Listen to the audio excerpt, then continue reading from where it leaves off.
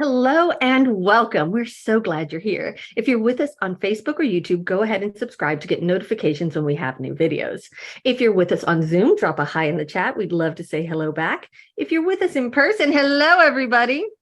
And if this is your first time here, go ahead and sign the guest book either in the lobby or at oakcliffuu.org/guest. Today's sermon is Ostara, Growth and the Balance of Light and Dark with Sarah Ricke. I love Sarah Ricke's solstice and equinox sermons. All right, announcements. If you would like to help us on our path to becoming an anti-racist church, please join the Widening the Circle of Concern Action Group tomorrow and every Monday at 3 o'clock on Zoom.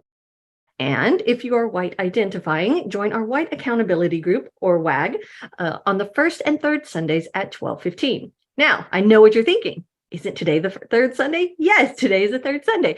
So please join our group over in Hope, over in the Hope Chapel at 12:15 today. And if you'd like to know more about Widening the Circle of Concern and their anti-racist work, including Widening Moments, the White Accountability Group, diversity training, and their work on policies and procedures, check out this week's e-blast. All right. That's about it. Really, we have had so much going on the past few weeks and months. It has led to a very, very rare quiet week. So rest up and enjoy it because it never lasts long. We always have so much going on. Scott, just for funsies, could you put up Gracie the Squid Cat? Nice. Oh, and Teamwork Tuesdays is Tuesday, every Tuesday from 4 to 6. So join that. All right. It is Sunday, but we don't stop the fun after the service. No, we have talk back at 11:15. That's where we get together and talk about the sermon and related topics. You always get something out of it, whether you come to talk or just to listen. We also have adult religious exploration at 11:15 with Sarah over in Charity North and on Zoom. So join us for one of those things. All right, y'all. It is a quiet week. There are no member anniversaries. So how about we just celebrate everyone who makes this church so very special, because there are so very many of us. I just want you all to know how much I love you, and I hope that you all have a very blessed Ostara and a very happy Sunday. Bye. Morning. Morning.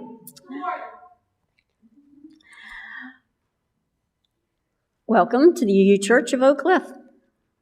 Here we gather in sanctuary, where we're free to pursue our own unique and individual spiritual journeys in an atmosphere of acceptance, compassion, and celebration.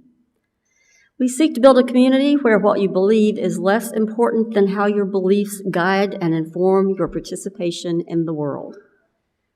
Ours is a community that values the inherent worth and dignity of every human being. We welcome you. So I'm going to call the quarters. If you would like to rise with me to call and face the direction I'm facing to help me call them in, that'd be great. If not, you're totally welcome to sit as well.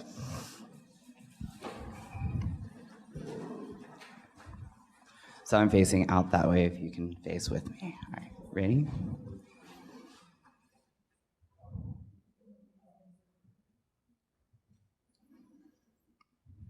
All hail the watchtowers of the east, the element of air. We do summon and call you forth to guard and protect this right. I bid you hail and welcome. Hail and welcome. To the south.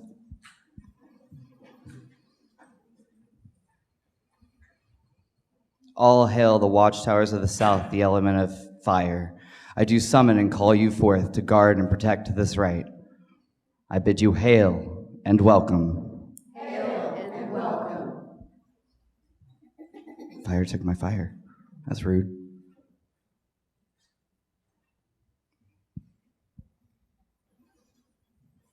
All hail the watchtowers of the west, the element of water. I do summon and call you forth to guard and protect this right. I bid you hail and welcome. Hail and welcome.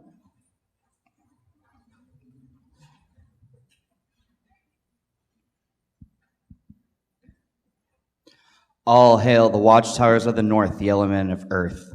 I do summon and call you forth to guard and protect this right. I bid you hail and welcome. Hail and welcome.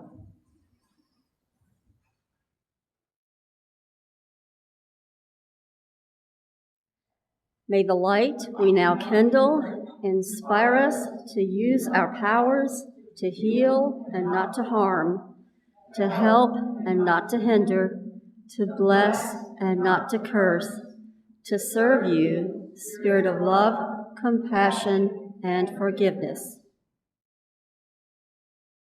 Que esta luz que ahora encendemos nos inspire a usar nuestros dones y poderes para sanar y no para herir, para ayudar y no para impedir, para bendecir y no para maldecir, para servirte a ti, espíritu de amor, compasión y perdón. Our Souls Speak Spring by Evan Zimer. If we lived in another climate, our souls might speak other languages. We might speak oasis or permafrost, dry season or monsoon. But our souls speak spring. Our souls speak green shoots pushing through last year's leaves. Our souls speak mud puddles and nests building, damp earth and worm castings, tiny green leaves and frog choruses. We speak spring because spring sings in us. We gather to nurture our faith in our own growing, our own courage to push through, our own blossoming and beauty, our own small part in the spring of the world. Come, let us worship together.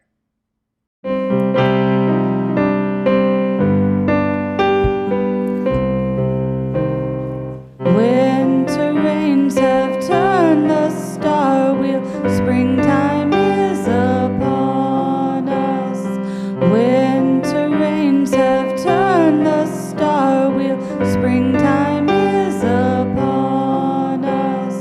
Winter rains have turned the star wheel, springtime is upon us. Greening is the grass, soft upon our brows, the sunlight warm caresses. Winter rains have turned the star wheel, springtime is upon us. Winter rains have turned the star wheel, springtime is upon us. Winter rains have turned the star wheel, springtime is upon us.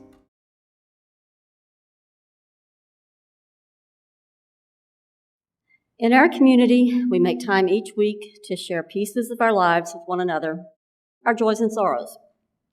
We do this because each person in this community has value. Each person's experience matters. First, we share our sorrows with one another today, knowing that sorrow comes into each person's life, knowing that together we offer comfort. Please share your sorrows publicly by posting them in the Zoom chat or send them to our Facebook Messenger or speak them aloud.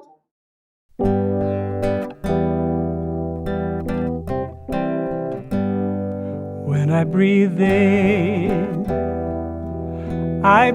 in peace. When I breathe out love. When I breathe in peace. When I breathe out love.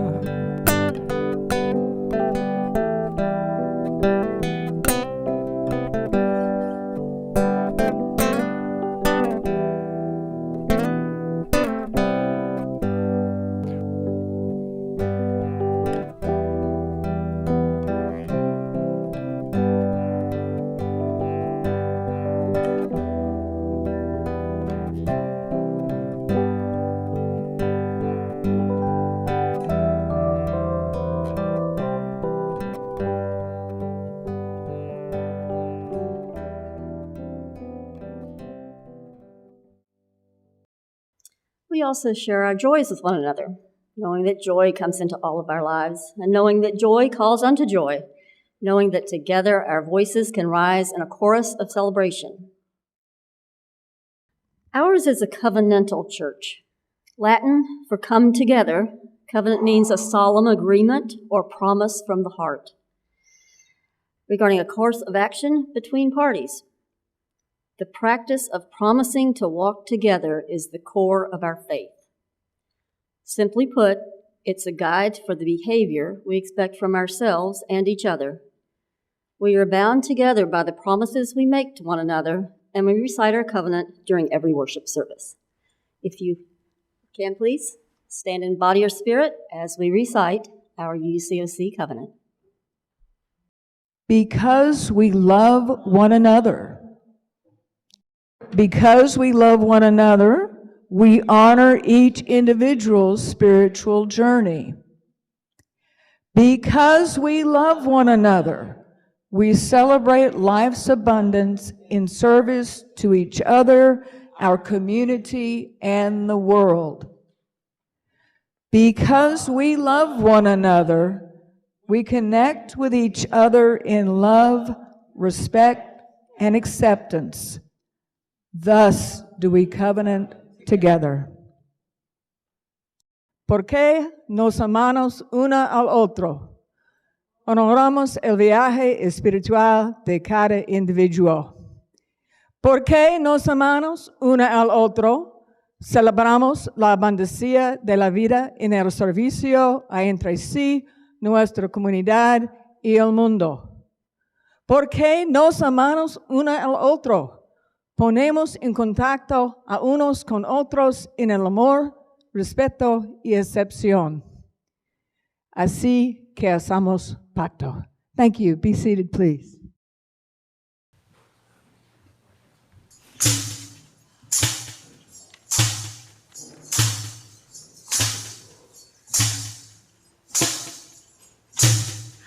Isis, Astarte, Diana, Hecate, Demeter, Kali, Inanna.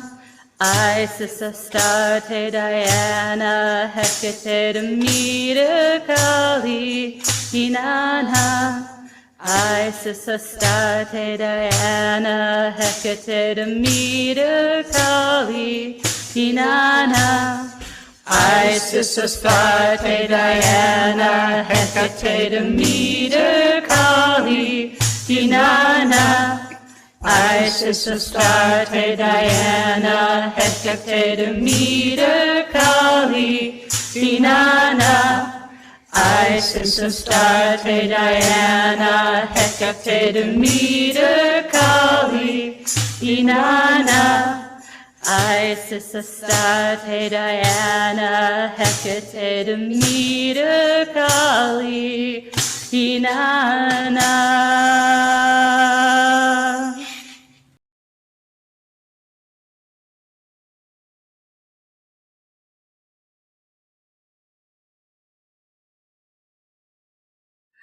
Good morning and welcome. I'm so happy to see you all here on this beautiful, almost spring morning.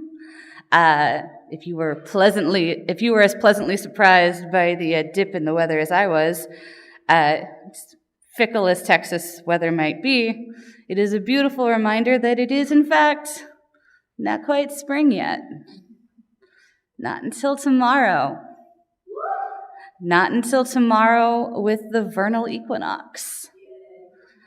And for those of you who don't know me, and if you haven't figured it out yet, I will happily introduce myself as a neo-pagan here at the UUCOC on a rather eclectic path. And tomorrow, the first day of spring, is a very important holiday for me and many others who claim paganism as their religion, as well as many other religions from around the world. But for me, tomorrow is Ostara. And today, I want to tell you a little bit about what the holiday is and how you can also celebrate it. So tomorrow is Ostara, But I'm not the only person who celebrates the beginning of spring. There's many other religions who celebrate it around the world as well. If people who follow Hinduism, they call this the holiday of Holi, or the Festival of Color. And that is the dazzling festival you always see beautiful pictures of, where people are covered in all of those beautiful, beautiful, vibrant, different dyes. And that holiday is meant to celebrate the eternal love between Krishna, the god of compassion, and his wife Radha, the goddess of love, as well as to celebrate the triumph of good over evil. In Japan, the Shinto faith honors Shinbun no Hi, which literally means the vernal equinox.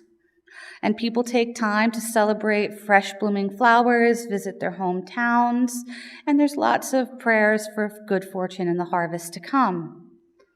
If you're in Iran, it's a brand new year entirely, which is called Nowruz. And there are ritual dances, gift exchanges, and many gather together to recite poetry. For Christians, it's the season of Lent, leading up to Easter, and that holiday will fall on the first Sunday after the first full moon, after the equinox tomorrow. And in Judaism, this lunar reckoning is also the beginning of Passover. There are so many different holidays that celebrate the beginning of spring in so many different ways. So why Ostara? Why should you consider it so special? And the answer is it's more than just a celebration of spring. Ostara is the celebration of the vernal equinox itself. And the vernal equinox, if you'll join me on a quick flashback to science class, is the day when light and dark are of equal measure.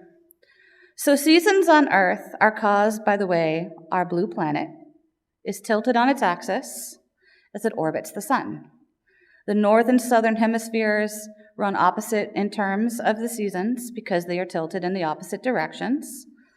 So winter is determined by being tilted further away from the sun, and summer is when it's tilted closer. So there are points on the calendar year when the Earth is tilted at the furthest point, causing extreme lengths of light and night, depending on whether it's summer or winter. And there are very important holidays, such as Christmas, that we all celebrate during those times as well. And those are the solstices. The equinoxes, on the other hand, as opposed to extreme lengths, are equal lengths of night and day. There's one in autumn, and there's one tomorrow. And combined with the summer and winter solstices, the autumn and vernal equinoxes are 4 days on the calendar year that officially mark the change of seasons. And they're all very important holidays in their own right. But Ostara is especially important for a few reasons. The first is that it's spring. And spring, of course, is a celebration of life. It's renewal and change and growth. From a pagan philosophy, this is all very important. We try to honor the natural forces of the world, to celebrate the balance of nature and the turning of the seasons. And we celebrate the earth and the seasons as the powers that they are, but we also try to reflect that power within ourselves, within our faith practices and with our actions.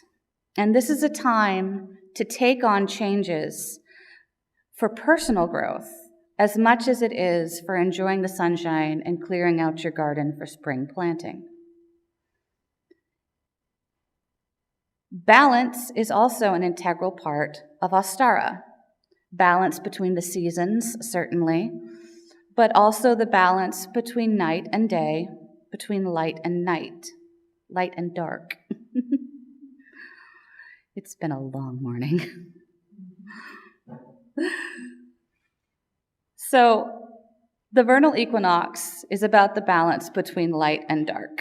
And if you've ever seen me up here on Samhain, you know I love to give my sermons about darkness. I'll give you a little bit of that today, but I'll get to that in a few minutes. First, I want to talk about another aspect of balance that's very important to neo-paganism. If you look down here on the beautiful altar, you'll see 3 lovely goddesses. You'll see Isis, you'll see Diana, and you'll see Parvati.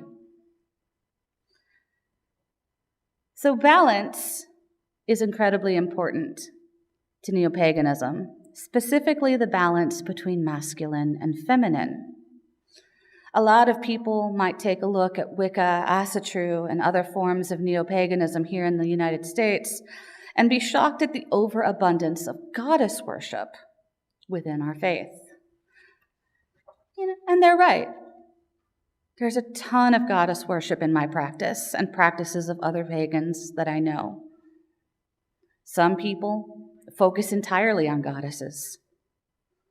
And the reason for that is that seeking a divine form of in feminine form is that we are seeking balance in our faith. In 2020, a study by Stanford University concluded that here in America, when people Google images of God, 72% of those results are of an older white male. Now, I'll give Google one thing. Another 6% was of Morgan Freeman. From Bruce Almighty. But still, 72%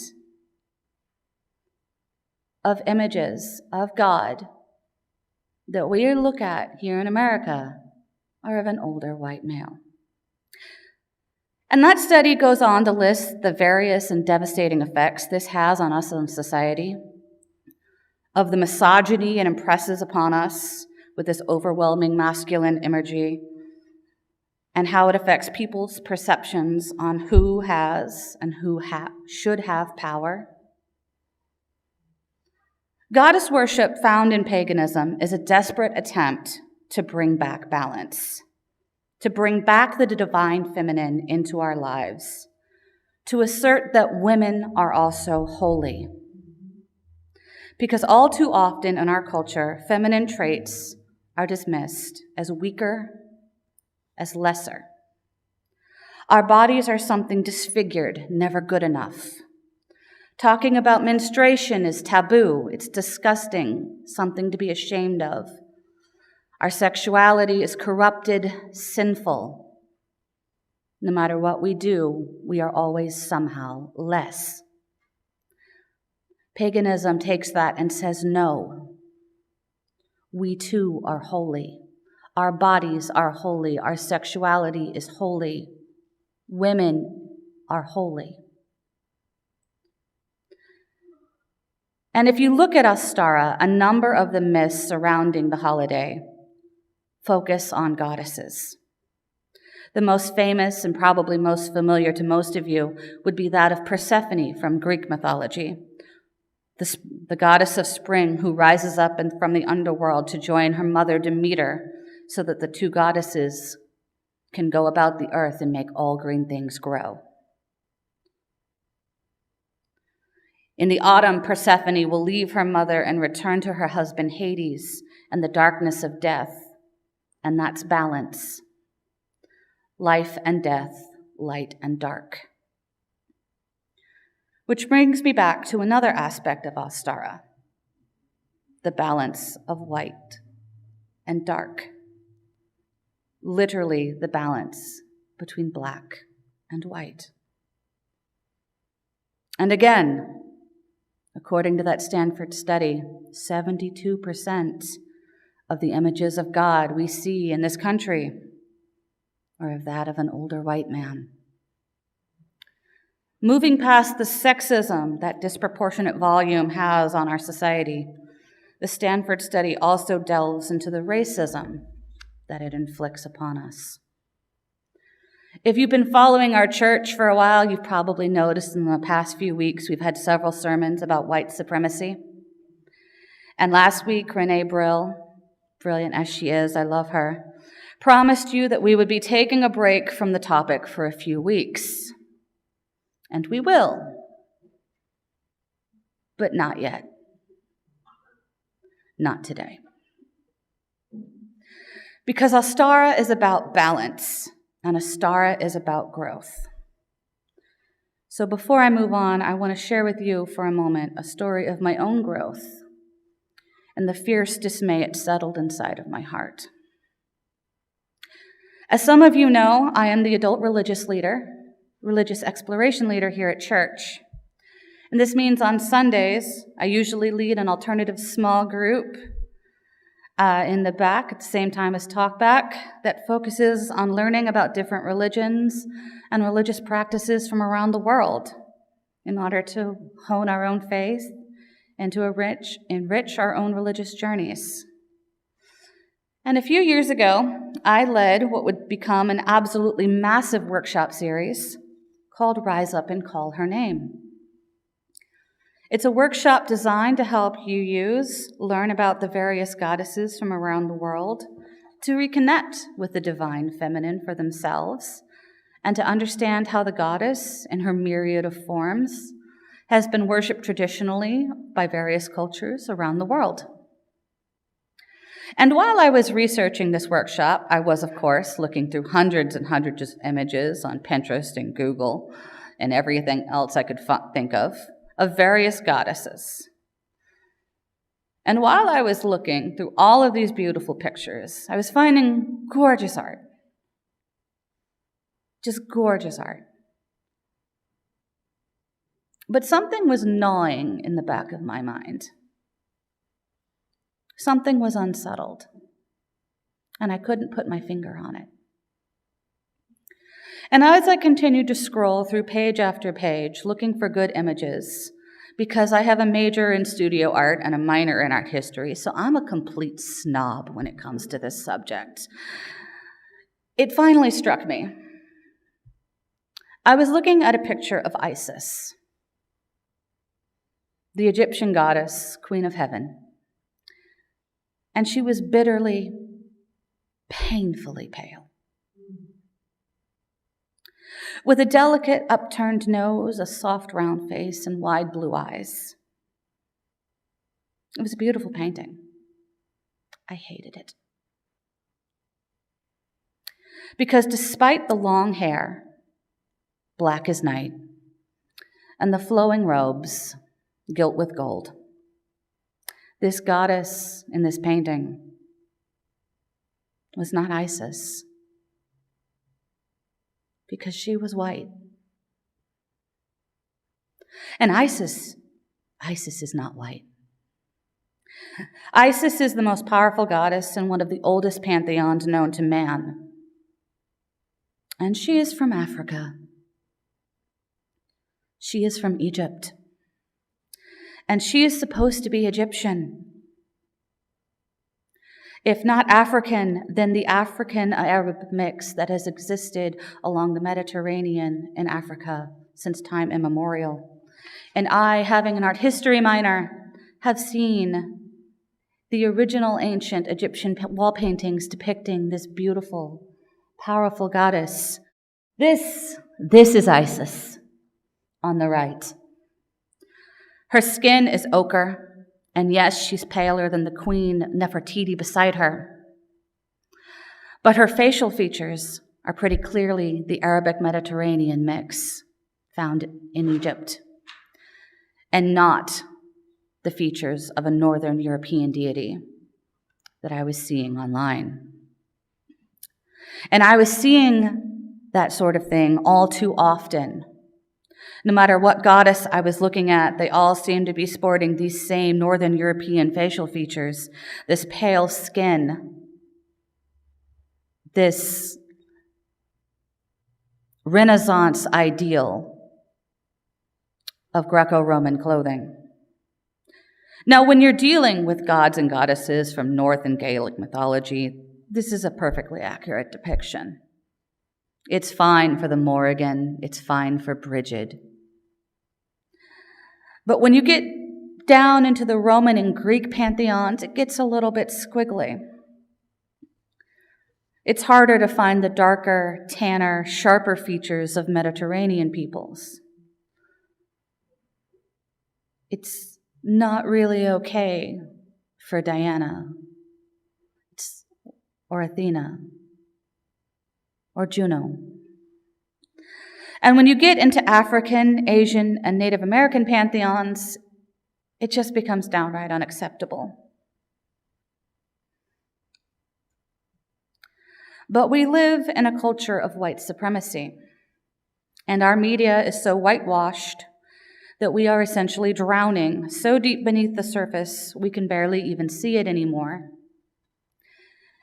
And modern paganism, for all the good work it's done for gender equality, is still affected by this same whitewashing that claims mainstream religions. I should not have had to work as hard as I did to find images of goddesses that were, if not from the culture that they were from, then at least depicted as people from their culture. I should not have had to fight for goddesses of color, for the images that I gathered for today's sermon. And this is important because, as we know, representation matters. Yes, it matters to people of color to see their own myths and deities so that they can see themselves as holy. But it matters to us as white people too. It matters to us as white people because we are inundated with images of white gods and white priests and white nuns and white angels and white saints. And we see those people as holy. And we see those people as divine and powerful and deserving of authority.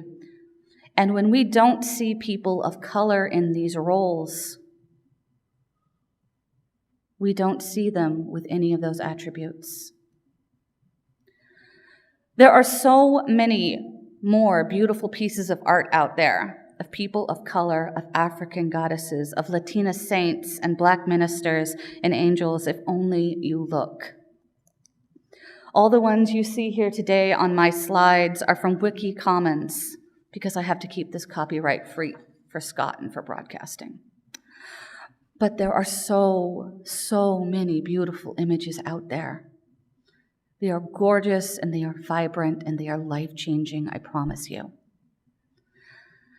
Because talking to a few ministers of color in the past, I have heard concerns from them about getting jobs in their denominations, getting jobs in predominantly white congregations, like our own. Because those congregations tend to say, or not say, but mean, something along the lines of, we want a minister who looks like us. Us. Who is us?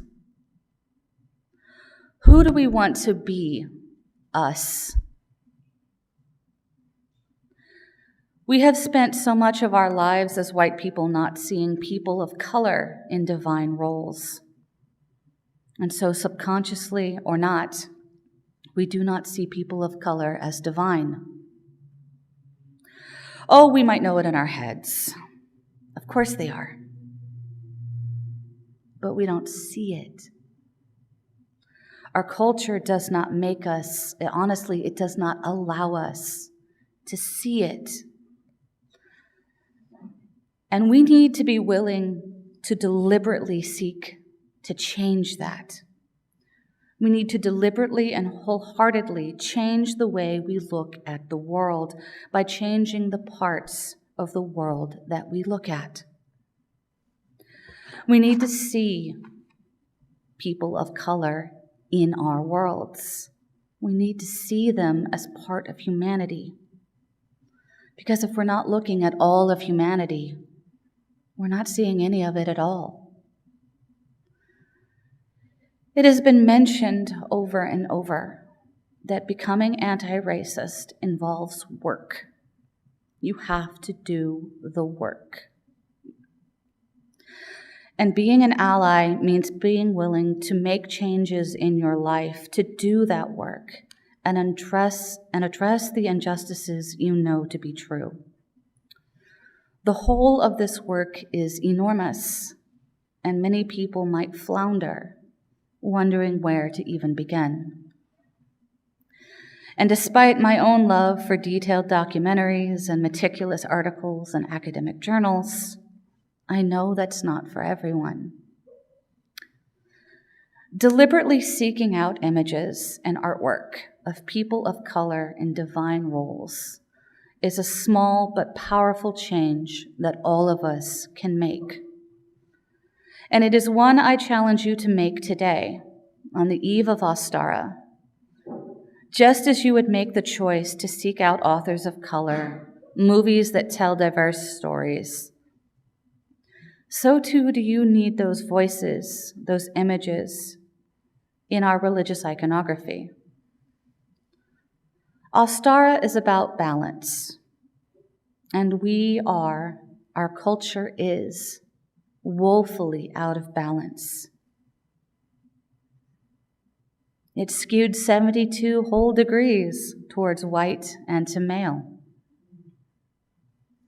And it's going to take a lot of work to bring that back to a balance.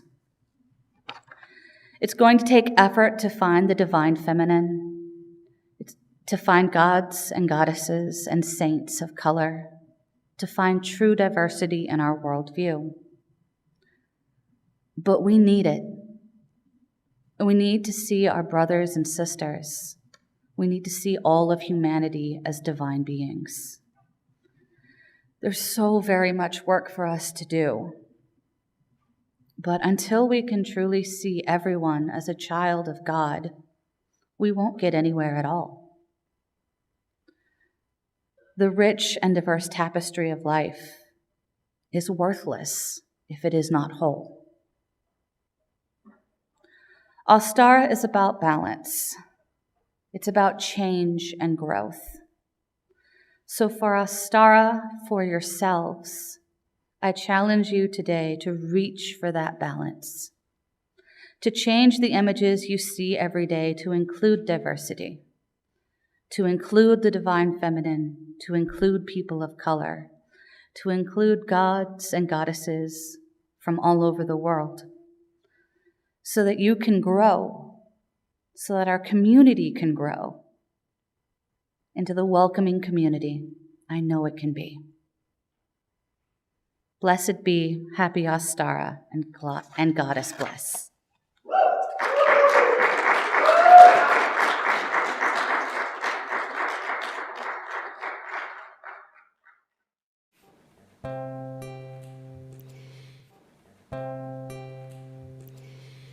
Ancient Mother, I hear you calling.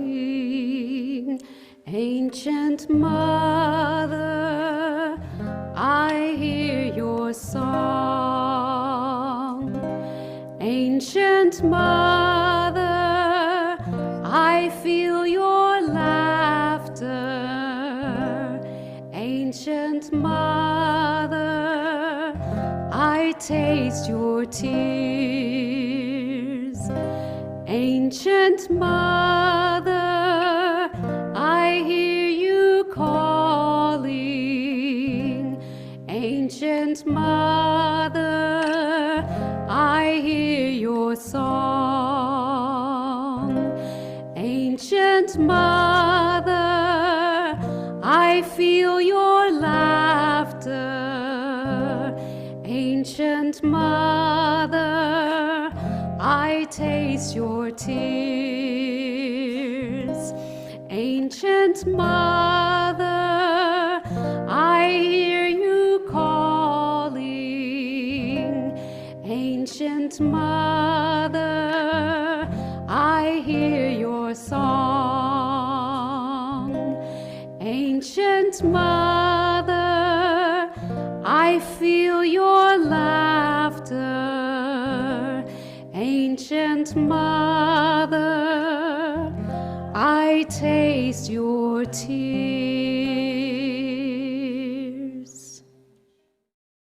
Join me in reciting the Widening the Circle of Concern covenant. We, the Unitarian Universalist Church of Oak Cliff, commit ourselves to the study and dismantling of racism and oppression within our congregation. We commit our congregation and ourselves to the work of anti-racism and anti-oppression. We commit ourselves to listening, to learning, and to action. When we fail, we commit ourselves to trying again and again. We covenant to begin this work and to continue until all of us can truly say that we are a beloved community of justice, equity, and compassion. Thank you.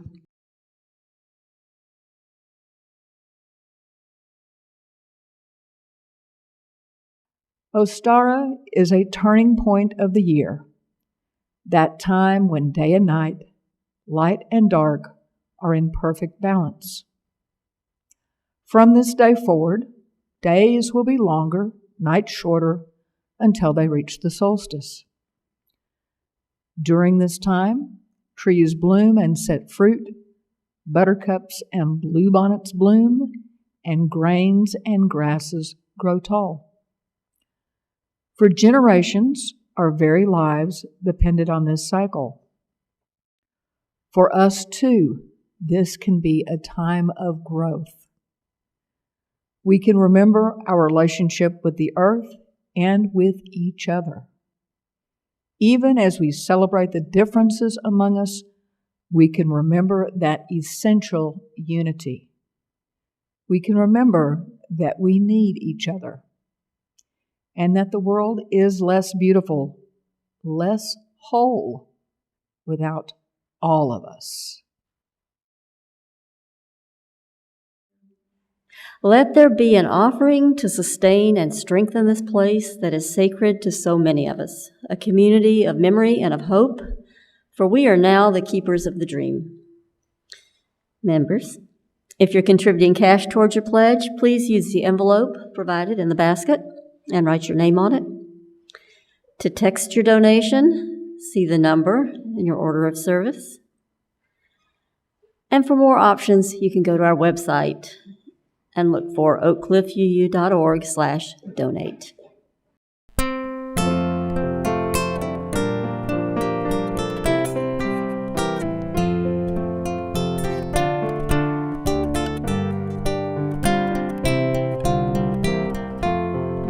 From you I receive, to you I give. Together we share, and from this we live. De ti yo recibo, a ti te doy. Así compartimos y vivimos hoy.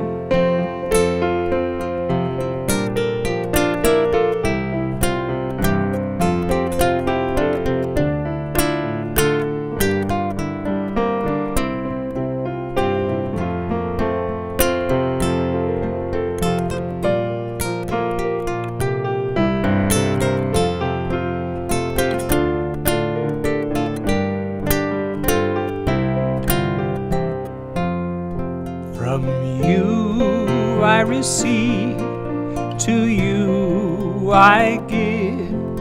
Together we share, and from this we live. De ti yo recibo, a ti te doy. Así compartimos y vivimos hoy. May you be changed. May you leave this time together changed. May the promises you have made to yourself about who you want to be feel closer to the reality of who you are right now. May you share that feeling of transformation wherever you go. May it spread into every word, deed, thought, and interaction, until we are all changed, transformed and transforming together, becoming our better selves.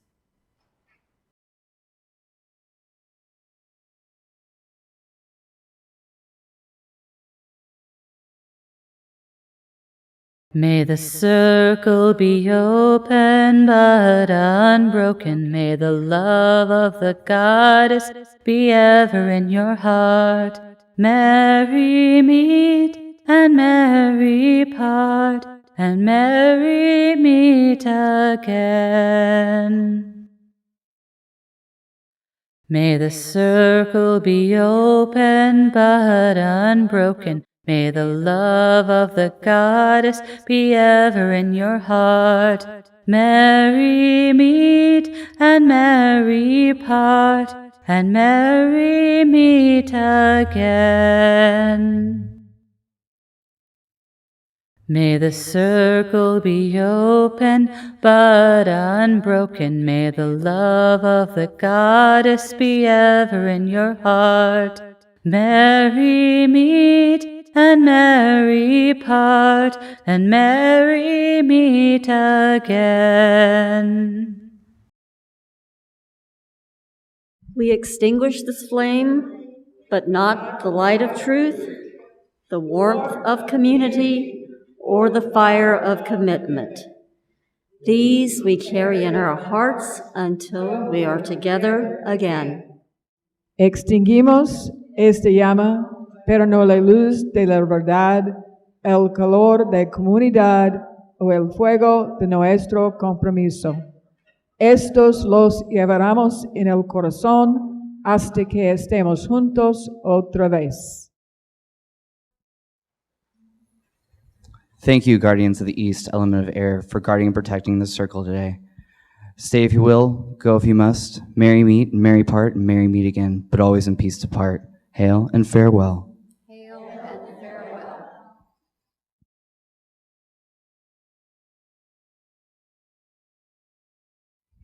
Thank you, Guardians of the South, Element of Fire, for guarding and protecting the circle today. Stay if you will, go if you must. Merry meet and merry part, and merry meet again, but always in peace to part. Hail and farewell. Hail and farewell.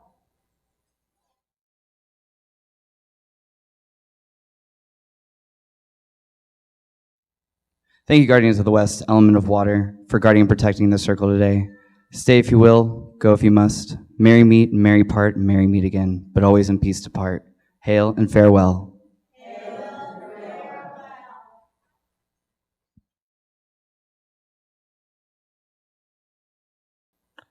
Thank you, Guardians of the North, Element of Earth, for guarding and protecting the circle today. Stay if you will, go if you must. Merry meet and merry part, and merry meet again, but always in peace to part. Hail and farewell.